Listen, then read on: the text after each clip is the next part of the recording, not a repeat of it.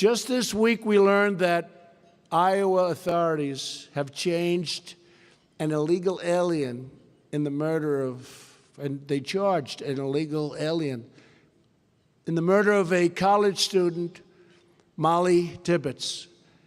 And you know, the amazing thing is that everybody was talking about Mollie. Beautiful, wonderful, incredible person. Everybody loved her. Everybody that met her loved her.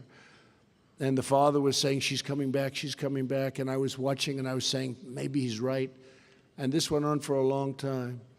When they found out that it was this horrible, illegal immigrant that viciously killed her, all of a sudden that story went down. They didn't want to cover it the way it should have been covered.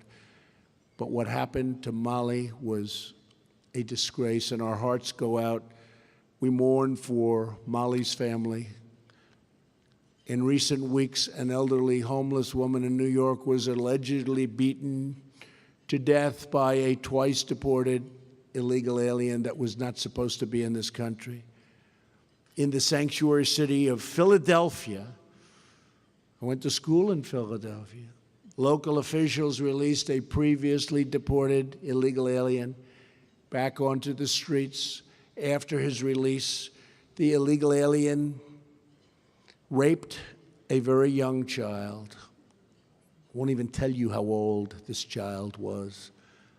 Democrat immigration policies are destroying innocent lives and spilling very innocent blood.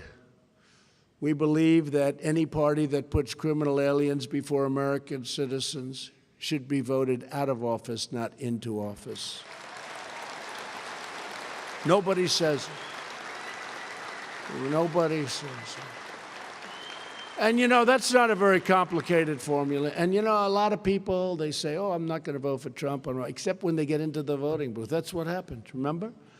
They went into the booth. They said, you know, is anybody watching? Trump. True. True. Common sense. Even the exit polls, you know, about 5 o'clock, people were coming out. Who'd you vote for? Well, I voted for crooked Hillary. But they didn't. We were a little worried with those exit polls. Then we started winning every state. I said, something's wrong.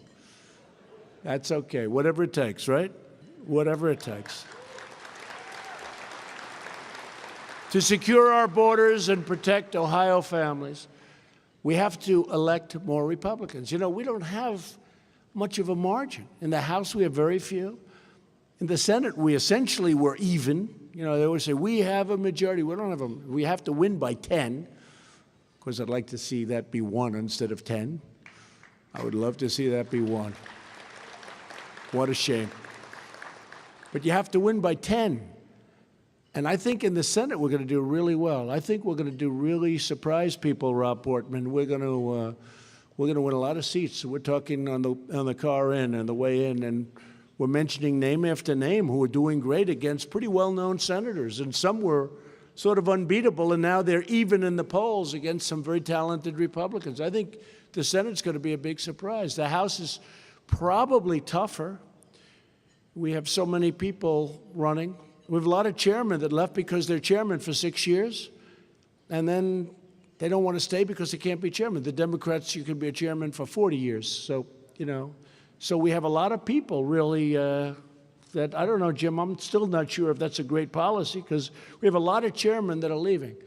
And they're leaving because when you're the chairman of a big committee, you don't want to go back and just sit there and not be a chairman anymore. So I don't know if that's a good policy. I guess it gets other people up there, but in the meantime, we have a lot of chairmen that have no choice but to leave. They just, you know, just can't do it the other way. I understand it. I can fully understand it. So I don't know if that's a good policy or not. What do you think? Is that a good policy? I don't know. I don't know. I like a little more experience. I think we could certainly go longer than 6 years. But many, many people. But I think we have some good candidates taking their place. The platform of the Democrat Party is to raise your taxes, increase your regulations, shut down American energy, release violent criminals and destroy American jobs. It really is. You know, I guess I could put it a little bit softer than that, but that's really their policy. Open borders equals crime, tremendous crime, the hardest kind of crime.